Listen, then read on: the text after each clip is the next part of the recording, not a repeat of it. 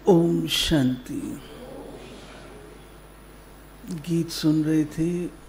बस बाबा, अब आप ही हमारे सहारे हो। तो बाबा कहता है फिर मेरा कहना मानो। अगर मुझको अपना सहारा मानते हो तो फिर मेरा कहना भी मानो। मैं क्या कहता हूँ? मैं कहता हूँ मेरी श्रीमत पर चलो। दूसरा कहता हूँ तुम सुखों के सागर पिता की संतान हो तो कोई को भी दुख नहीं दो। दुख देना पाप है, पाप का खाता बढ़ता है। अब ये बात समझने की है। बाबा की मुरलियों में स्पष्टीकरण तो है अव्यक्त रूप के। कोई अपने संस्कारों के कारण से दुखी होता है। मानो एक घड़ी के लिए मर्यादाएं हैं, डिसिप्लिन है, अनुशासन है, बाबा का सिस्टम है। अगर उसका पालन करने के लिए कहा जाता है और वो व्यक्ति परेशान होता है तो उसका अपना कारण है, उसकी अपनी कमजोरी है। बाबा ने जो सिस्टम बनाया उसमें तो चलना ही है, क्योंकि आपने वो चीज़ अपनी चॉइस से ली है, कोई जोरी ज़बरदस्ती नहीं है। नहीं पसंद करते हो तो बाबा को कह सकते हो, बाबा मुझको ये पसंद नहीं है, मैं ये काम नहीं कर सकती हूँ, बोल सकते हो, बाबा को बोलो। लेकिन जो नियम है, नियम पर चलने में किसी को दुख होता है तो उसका अपना कारण है। जब बाबा ये कहते हैं किसी को दुख मत दो तो उसका अभिप्राय होता है कि कभी कभी हम लोग किसी की कमी कमजोरी देख करके, एक तो पहले ही बेचारा कमजोर है, ऊपर से और हम उसको थोड़ा सा व्यंग कर देते हैं। व्यंग समझते हैं? उपहास कर देते हैं, कमेंट कर देते हैं, क्रिटिसाइज कर देते हैं, उसको नीचा दिखाने के लिए शब्द कुछ बोल देते हैं। तो वो आहत व्यक्ति को, जो पहले ही कमजोर आत्मा है, ऊपर से इतनी सारी चीजें उसको मिल जाती हैं तो दुख तो होगा ना। ऐसी आत्माओं के प्रति बाबा कहते हैं रहम भाव रखना चाहिए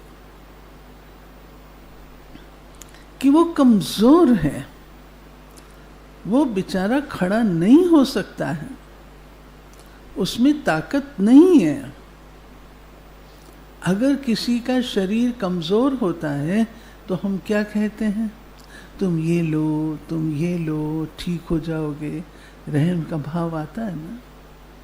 ऐसे अगर किसी की कमजोरी है, मानसिक, आत्मिक, सांस्कारिक कमजोरी है, तो उसके प्रति रहम करो, रहम की दृष्टि दो।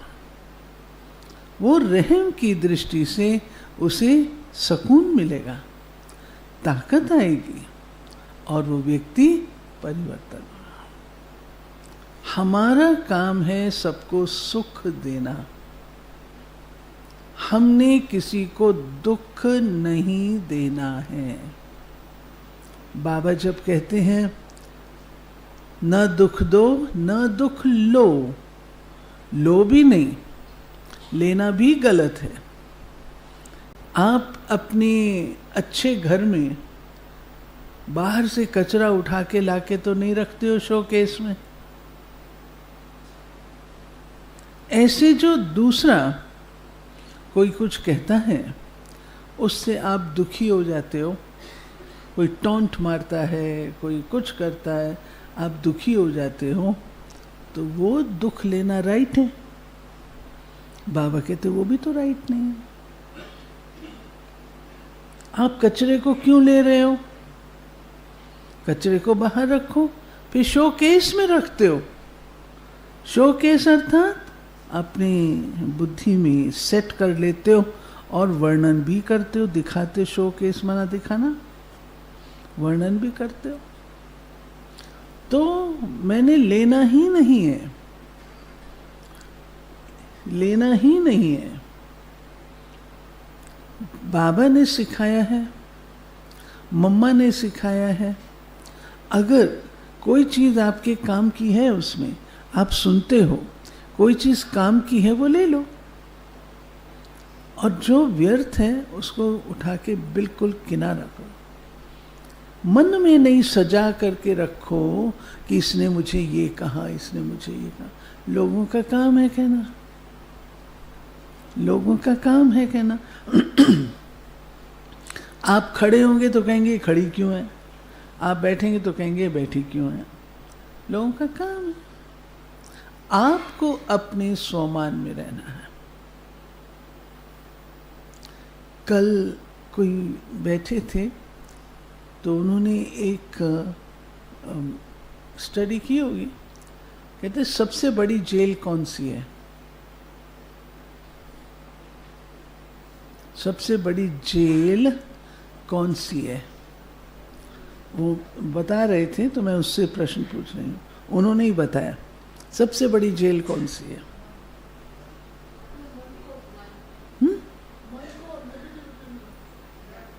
कहते हम लोग को स्टडी में बताया गया, एजुकेशन में सिखाया गया, एजुकेशन में सिखाया गया सबसे बड़ी जेल कौन सी है।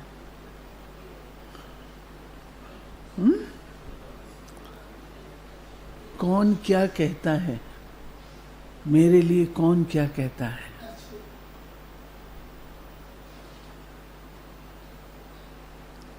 उसके वशीभूत हो जाते हैं, अपने आप को सकुचा लेते हैं। ये जेल में बंद नहीं होना है, स्वच्छंद पंछी बनना है। कौन क्या कहता है, जंजीरें तोड़ो, बाबा की सुनो। तो अभी सुनो मुरली।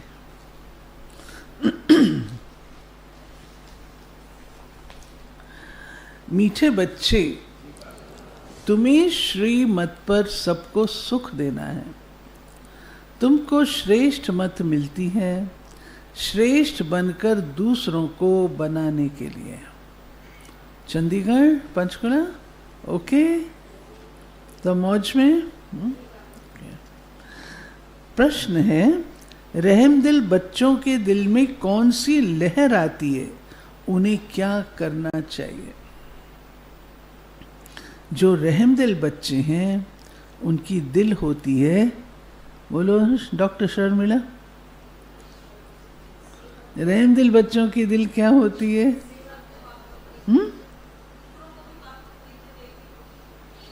हम गांव गांव में जाकर सर्विस करें। आजकल बेचारे बहुत दुखी हैं, उनको जाकर खुशखबरी सुनाएं कि विश्व में पवित्रता, सुख और शांति का दैवी स्वराज्य स्थापन हो रहा है। ये वही महाभारत लड़ाई है। बरोबर उस समय बाप भी था, अभी भी बाप आया हुआ है। ओम शांति। मीठे मीठे बच्चे यहाँ बैठे हो तो ये जरूर समझते हो हम हैं ईश्वरीय संतान। जरूर अपने को आत्मा ही समझेंगे। शरीर है तब उन द्वारा आत्मा सुनती है। बाप ने ये शरीर लोन पर लिया है तब सुनाते। मुझको अपना शरीर नहीं है। अभी तुम समझते हो हम हैं ईश्वरीय संतान व संप्रदाय, फिर हम दैवी संप्रदाय बनेंगे। स्वर्ग के मालिक होते ही हैं देवताएं। हम फिर से 5000 वर्ष पहले मौफिक दैवी स्वराज की स्थापना कर रहे हैं। फिर हम देवता बन जाएंगे। इस समय सारी दुनिया, भारत खास और दुनिया आम, सब मनुष्य मात्र एक दो को दुख ही देते हैं। उनको ये भी पता नहीं कि सुख धाम भी होता है। परम पिता परमात्मा ही आकर सबको सुखी शांत बना देते हैं। यहाँ तो घर घर में एक दो को दुख ही देते हैं। सारे विश्व में दुख ही दुख है। अभी तुम बच्चे जानते हो, बाप हमको 21 जन्मों के लिए सदा सुखी बनाते हैं। कब से दुख शुरू हुआ, कब पूरा होता है, ये कोई की बुद्धि में चिंतन नहीं होगा। तुमको ही ये बुद्धि में है। हम बरोबर ईश्वरीय संप्रदाय थे। यूं तो सारी दुनिया के मनुष्य मात्र ईश्वरीय संप्रदाय हैं। हर एक उनको फादर कह बुलाते हैं। अब बच्चे जानते हैं शिव बाबा हमको श्रीमत दे रहे हैं।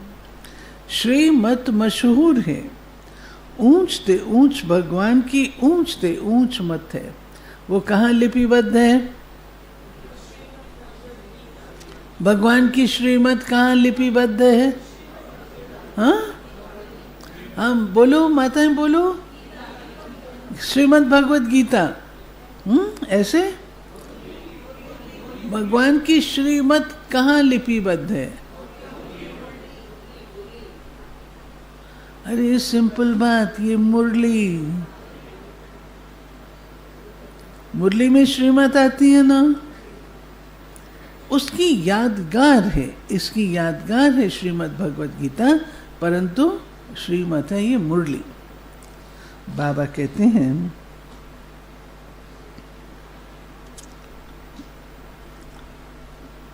गाया भी जाता है उनकी गतमत न्यारी। शिव बाबा की श्रीमत हमको क्या से क्या बनाती है? स्वर्ग का मालिक बनाती है। और जो भी मनुष्य मात्र हैं वो तो नरक का मालिक बनाते हैं। अभी तुम हो संगम पर। ये तो निश्चय है ना। निश्चय बुद्धि ही यहाँ आते हैं और समझते हैं बाबा हमको फिर से सुख धाम का मालिक बनाते हैं। हम ही 100% पवित्र गृहस्थ मार्ग वाले थे। ये स्मृति आई है। 84 जन्मों का भी हिसाब है ना। कौन कौन कितने जन्म लेते हैं। जो धर्म बाद में आते हैं उनके जन्म भी थोड़े होते हैं। तुम बच्चों को अब यह निश्चय रखना है हम ईश्वरीय औलाद हैं। हमको श्रेष्ठ मत मिलती है सबको श्रेष्ठ बनाने के लिए। हमारा वही बाबा हमको राजयोग सिखलाता है। मनुष्य समझते हैं वेद शास्त्र आदि सब भगवान से मिलने के रास्ते हैं, और भगवान कहते हैं इनसे कोई भी मेरे साथ मिलता नहीं है। लोग तो यही समझते हैं ना, वेद पढ़ो शास्त्र पढ़ो ये करो भगवान से मिलने के रास्ते हैं, परंतु बाबा कहते मेरे पास तो कोई आता ही नहीं है। और श्रीमद् भगवत गीता में साफ लिखा है, क्या लिखा है? मैं इनसे नहीं मिलता हूँ, मैं ही आता हूँ। तब तो मेरी जयंती भी मनाते हैं, परंतु कब और किसके शरीर में आता हूँ ये कोई नहीं जानते, सिवाय तुम ब्राह्मणों के। अभी तुम बच्चों को सबको सुख देना है। दुनिया में सब एक दो को दुख देते हैं। वो लोग ये नहीं समझते कि विकार में जाना दुख देना है। अभी तुम जानते हो ये महान दुख है। कुमारी जो पवित्र थी उनको अपवित्र बनाते हैं। नरकवासी बनने के लिए कितना सेरेमनी करते हैं, शादियों पर कितने खर्चे करते हैं। यहाँ तो ऐसे हंगामे की कोई बात ही नहीं। तुम बड़ा शांति से बैठे हो, सब खुश होते हैं। सारे विश्व को सदा सुखी बनाते हैं। तुम्हारा मान किस रूप में है? तुम्हारा मान हुसैन बहन किस रूप में है? Right, accurate answer. शिव शक्तियों के रूप में है। तुम्हारे आगे, आप अगला सेंटेंस सुनो, तुम्हारे आगे लक्ष्मी नारायण का तो कुछ भी मान नहीं। क्यों कहते बाबा ऐसे? वो प्रारब्ध है। हमेशा पुरुषार्थ का महत्व होता है, प्रारब्ध का महत्व नहीं होता है। शिव शक्तियों का नाम ही बाला है, क्योंकि जैसे बाप ने सर्विस की है, सबको पवित्र बनाकर सदा सुखी बनाया है, ऐसे तुम भी बाप के मददगार बने हो। इसलिए तुम शक्तियां भारत माताओं की महिमा है। माताएं खुश हो गई? हाँ, बाबा कितना प्यार कर रहा है। शिव शक्तियों की महिमा है, भारत माताओं की महिमा है। ये लक्ष्मी नारायण तो राजा रानी और प्रजा सब स्वर्गवासी हैं। ये बड़ी बात है क्या? जैसे वो स्वर्गवासी हैं, वैसे यहाँ के राजा रानी सब नरकवासी उसकी भेंट में। ऐसे नरकवासियों को स्वर्गवासी तुम बनाते हो। मनुष्य तो कुछ भी नहीं जानते, बिल्कुल ही तुच्छ बुद्धि है। क्या क्या करते रहते हैं, कितनी लड़ाइयाँ आदि हैं, हर बात में दुखी ही दुखी हैं। सतयुग में हर हालत में सुख ही सुख है। अभी सबको सुख देने के लिए बाबा श्रेष्ठ मत देते हैं। गाते भी हैं श्रीमद् भगवानुवाच। श्रीमद् मनुष्यवाच नहीं है। सतयुग में देवताओं को मत देने की दरकार ही नहीं। यहाँ तुमको श्रीमत मिलती है। बाप के साथ तुम भी गाए जाते हो शिव शक्तियाँ। अभी फिर से वह पाठ प्रैक्टिकल में बज रहा है। अब बाप कहते हैं, क्या कहते बाबा? क्या कहते बाबा? विशाल भाई क्या कहते बाबा? बोलो, क्या कहते बाबा? मदन भाई और क्या कहते बाबा? सुधीर भाई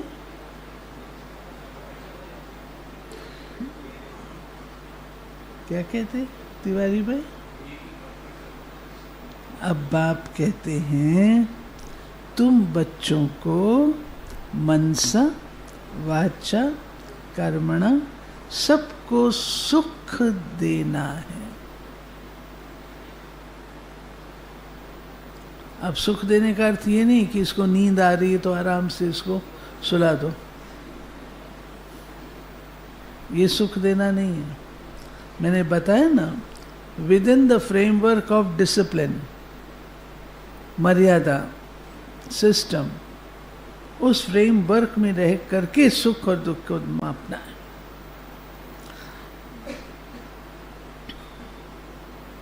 अब कोई कहे इसको क्लास के टाइम पर नींद अच्छी लगती है तो सोने दो उसको, तो ये तो राइट नहीं है ना। आए किस लिए? भगवान के पास। तुम्हारा धंधा ही ये हुआ। शरीर निर्वाह अर्थ पुरुषों को भी धंधा करना होता है। कहते हैं शाम के समय देवताएं परिक्रमा पर निकलते हैं। अब देवताएं यहाँ कहाँ से आए? परंतु इस समय को शुद्ध कहते हैं। इस टाइम पर सबको फुर्सत भी मिलती है। तुम बच्चों को चलते फिरते उठते बैठते याद करना है। बस आगे देखो, आगे का सेंटेंस, कोई देहधारी की चाकरी आदि नहीं करनी है। बाबा ने चाकरी क्यों बोला? देहधारी की चाकरी क्यों बोला? अनामिका बहन जी? अटैचमेंट और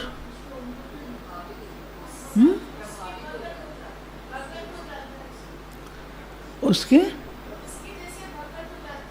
हाँ बिल्कुल, देहधारी के भगत बन जाते हैं।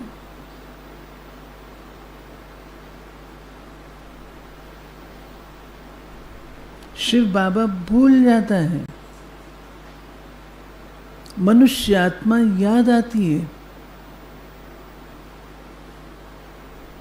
वो जो बोले, जो कहे, वो मंजूर है। शिव बाबा मंजूर नहीं है।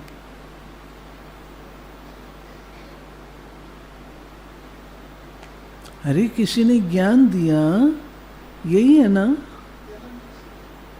किसी ने आपको रास्ता बताया, यही है ना?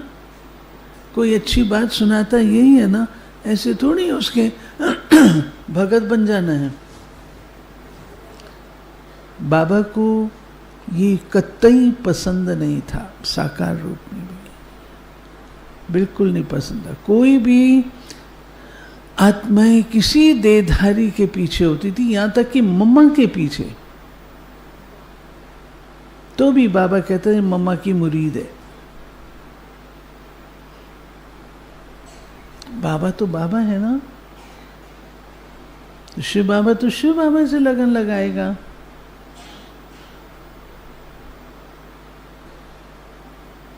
तो कोई भी देहधारी की, बाबा ने ये शब्द मैंने आज नोटिस पर इतना सख्ती से आए हैं कि देहधारी की चाकरी नहीं करनी है, भगत नहीं बनना है। अब कोई इसका उल्टा अर्थ भी ना ले, उल्टा अर्थ भी ले लेते हैं। कोई बीमार है, रोगी है, अपने आप से वो खान पान नहीं ले सकता है, उसकी आप सेवा करते हैं, क्या ये चाकरी है? तो विवेक होना चाहिए, ज्ञान युक्त बुद्धि चाहिए। कोई उल्टा अर्थ इसका ले लें। बाबा ने कहा ना देहधारी की चाकरी नहीं, हम क्यों करें? कौन करेगा? कोई तो करेगा। तो बाबा कहते हैं बाप का तो गायन है, द्रौपदी के पांव दबाए, इसका भी अर्थ नहीं समझते, नहीं समझते। स्थूल में पांव दबाने की बात थोड़ी है। बाबा के पास बूढ़ियां आदि बहुत आती हैं, जानते हैं भक्ति करते करते थक गई हैं, आधा कल्प बहुत धक्के खाए तो ये पैर दबाने के अक्षर को उठा लिया है। अब श्री कृष्ण पांव कैसे दबाएंगे? शोभेगा? तुम श्री कृष्ण को पांव दबाने देंगी? श्री कृष्ण को देखते ही उनको चटक पड़ेंगी। उनमें तो बहुत चमत्कार रहता है, श्री कृष्ण के सिवाय और कोई बात बुद्धि में बैठती नहीं, वही सबसे तेजोमय है। श्री कृष्ण बच्चे ने फिर मुरली चलाई, बात ही नहीं जचती। यहाँ तुम शिव बाबा से कैसे मिलेंगे? तुम बच्चों को बोलना पड़ता है, शिव बाबा को याद कर फिर इनके पास आओ। बाबा से जब पार्टीज मिलती थी साकार से, मम्मा बाबा से मिलते तो थे ना। कोई आत्मा देह अभिमानी होती थी, अपनी उस देही कॉन्शियसनेस में होती थी, बाबा उसको किनारे कर देता था,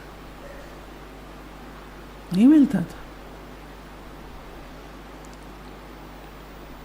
बाद में लास्ट में बाबा के सम्मुख जाओ तो कैसे जाओ?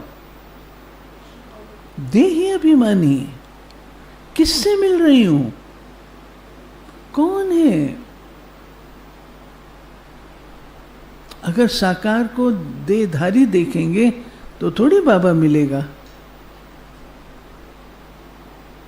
बाबा कहते हैं तुम बच्चों को तो अंदर में खुशी रहनी चाहिए, हमको शिव बाबा सुखी बनाते हैं 21 जन्मों के लिए।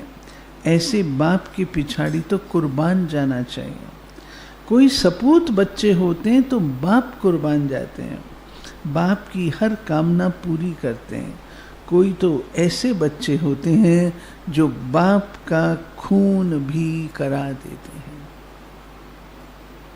यहाँ तो तुमको मोस्ट बिलावेड बनना है, किसी को भी दुख नहीं देना है। जो रहमदिल बच्चे हैं उनकी दिल होती है हम गांव-गांव में जाकर सर्विस करें।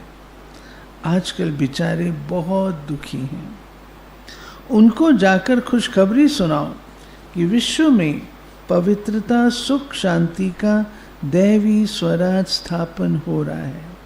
ये वही महाभारत लड़ाई है। बरोबर उस समय बाप भी था, अभी भी बाप आया हुआ है। तुम जानते हो बाबा हमको पुरुषोत्तम बना रहे हैं। ये है ही पुरुषोत्तम संगम युग। तुम बच्चे जानते हो पुरुषोत्तम कैसे बनते हैं। तुमसे पूछते हैं तुम्हारा उद्देश्य क्या है? बोलो मनुष्य से देवता बनना।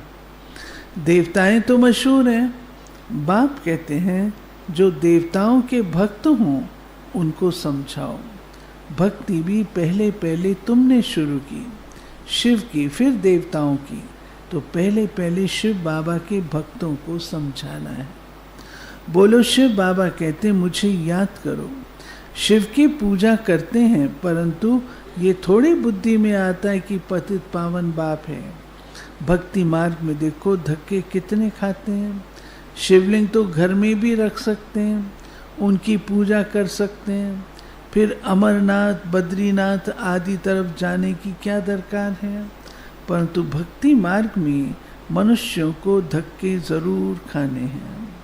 तुमको उनसे छुड़ाते हैं। तुम हो शिव शक्ति, शिव के बच्चे। तुम बाप से शक्ति लेते हो, वो भी मिलेगी याद से। विकर्म विनाश होंगे। पतित पावन तो बाप है ना, याद से ही तुमको विकर्माजीत पावन बनाते हैं। बाबा कहते हैं सबको ये रास्ता बताना है। तुम अभी राम के बने हो। राम राज्य में है सुख, रावण राज्य में है दुख। भारत में ही सबके चित्र हैं जिनकी इतनी पूजा होती है। ढेर के ढेर मंदिर हैं, कोई हनुमान का पुजारी, कोई किसका। इनको कहा जाता है ब्लाइंड फेथ। अभी तुम जानते हो हम भी ब्लाइंड थे। इनको भी मालूम नहीं था ब्रह्मा, विष्णु, शंकर कौन है, क्या है। जो पूज्य थे वही फिर पुजारी बने।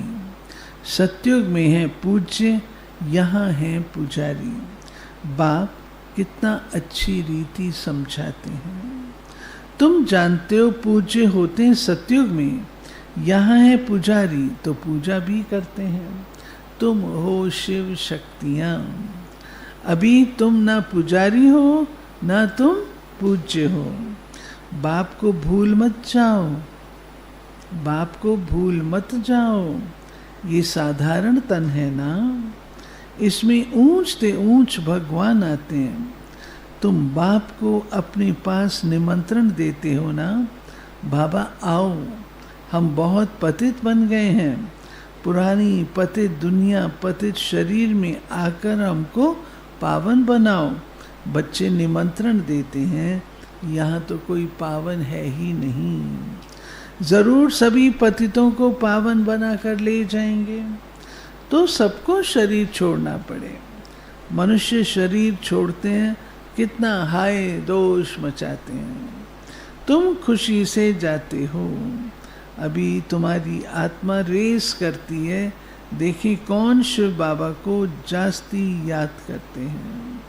शिव बाबा की याद में रहते रहते ही शरीर छूट जाए तो अहो सौभाग्य, बेड़ा ही पार है।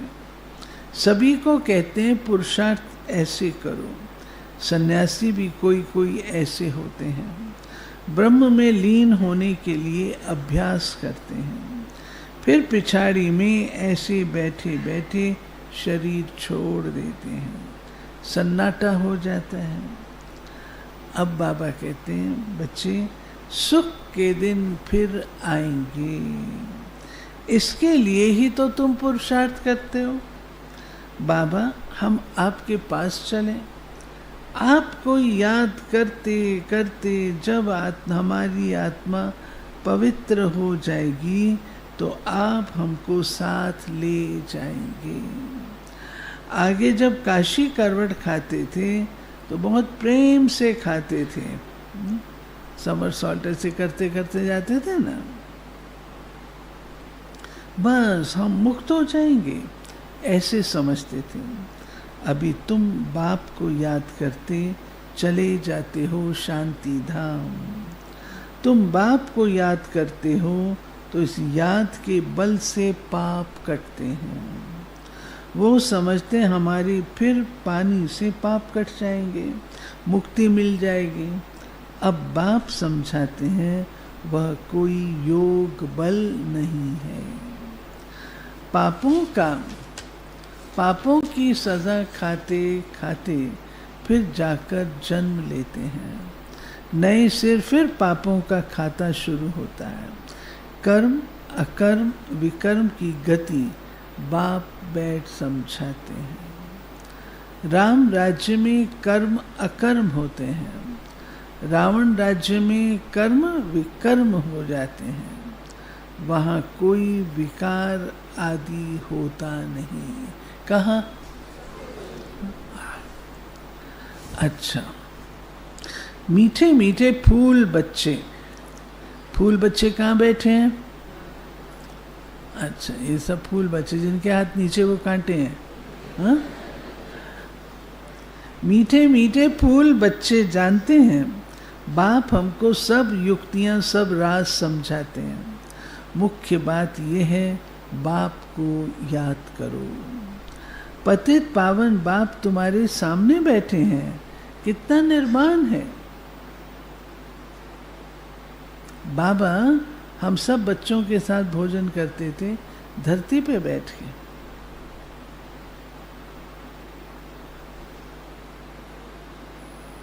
मम्मा बाबा दोनों धरती पे, और जब तक सब खा नहीं लेते थे बाबा उठते नहीं थे।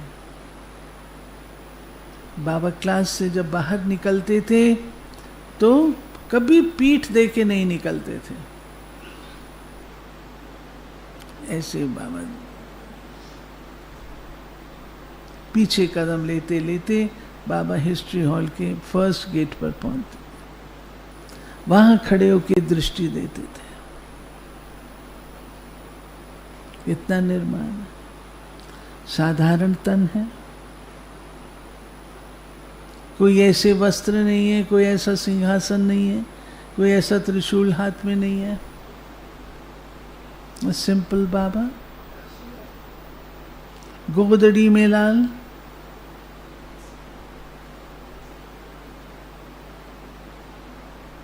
तो हमें भी कैसे रहना है? Simple simple. जुगनू बनो, फायरफ्लाई।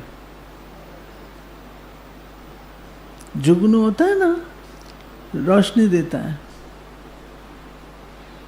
हमें ऐसा बन जाना है जो सब कहेंगे शांति दूत हैं,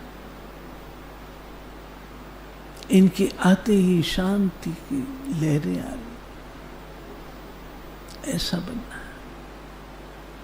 बाबा कहते हैं मीठे मीठे फूल बच्चे जानते हैं बाप हमको सब युक्तियां सब राज बतलाते हैं। मुख्य बात यह है बाप को याद करो। पतित पावन बाप तुम्हारे सामने बैठे, कितना निर्माण है, कोई अहंकार नहीं, बिल्कुल साधारण चलते रहते हैं। बाप दादा दोनों ही बच्चों के सर्वेंट हैं।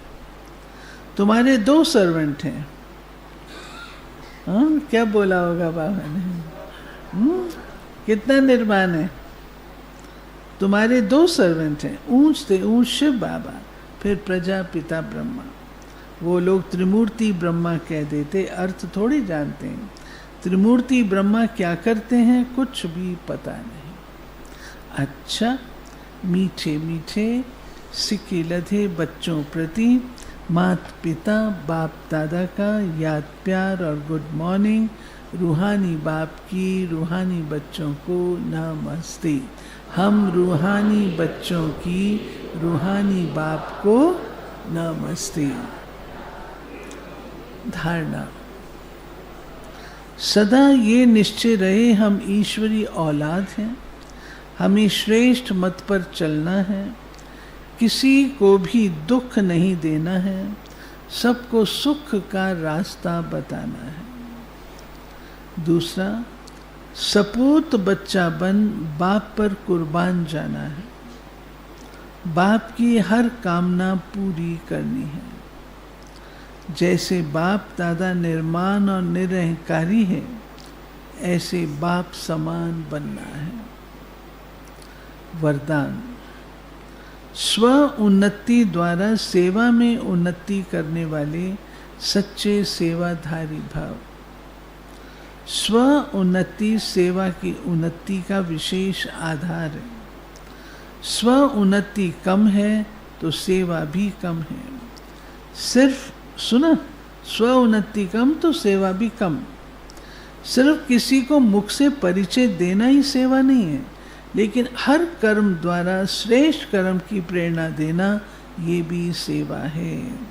जो मनसा वाचा कर्मणा सदा सेवा में तत्पर रहते हैं, उन्हें सेवा द्वारा श्रेष्ठ भाग्य का अनुभव होता है। जितनी सेवा करते उतना स्वयं भी आगे बढ़ते हैं।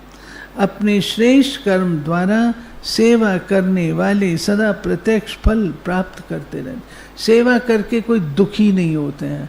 जो सेवा करके दुखी हो तो सेवा क्या होगी? सेवा करके सुख और उन्नति का अनुभव होता है। स्लोगन, समीप आने के लिए सोचना, बोलना और करना समान बनाओ। बाबा के समीप जाना चाहते हो तो समानता लाओ। अव्यक्त इशारे, एकाग्रता का आधार अंतर्मुखता है। अंतर्मुखता में रहने से सूक्ष्म शक्ति की लीलाएं अनुभव करेंगे। आत्मिक स्थिति में रह आत्माओं का आवाहन करना, आत्माओं से रूहान करना, आत्माओं के संस्कार स्वभाव को परिवर्तन करना, आत्माओं का बाप से कनेक्शन जुड़वाना, ऐसे रूहानी लीला का अनुभव होगा। ये लीलाएं लिख लेना। आत्मिक स्थिति में आत्माओं का आवाहन करना, ये एक लीला। दूसरी लीला आत्माओं से रूहान करना। तीसरी लीला संस्कार स्वभाव को परिवर्तन। चौथी आत्माओं का बाप से कनेक्शन। ये 4 लीलाओं का अनुभव करेंगे, अंतर्मुखी होंगे तो। मम्मा का है, दातापन के गुण द्वारा, दातापन के गुण से दिव्यता की शक्ति से संपन्न मम्मा सदा मास्टर दाता बनकर रही। सदा देने की भावना मम्मा की मुख्य धारणा थी। लेना एक से है, देना सबको है। इसी गुण से वे दिव्यता की शक्ति से संपन्न बनती गई। उनकी अगर कोई महिमा करता, मम्मा आपने बहुत अच्छी मुरली चलाई, आपने हमें समय पर बहुत सहयोग दिया, तो मम्मा कभी भी उस महिमा को स्वीकार नहीं करती। सदा कहती, प्रभु प्रसादे, मैं तो उनका प्रसाद बांट रही हूँ। इससे उनकी वाणी में दिव्यता झलकती थी। वो मैं और मेरेपन के भान से दूर रही।